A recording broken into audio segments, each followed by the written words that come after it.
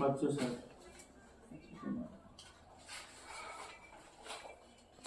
হাই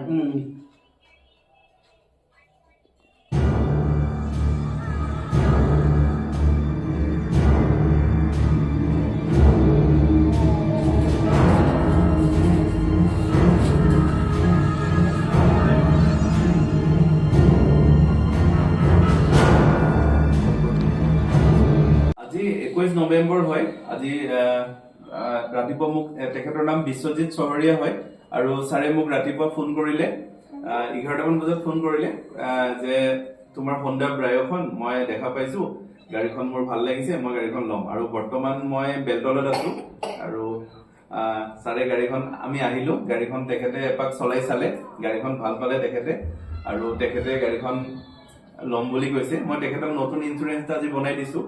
আৰু তেখেতক লগ পাই খুব ভাল লাগিল তেখেতে গাড়ীখন এবাৰ চাই পেলাই আৰু মানে তেখেতে কনফাৰ্ম যে গাড়ীখন মই ল'ম আৰু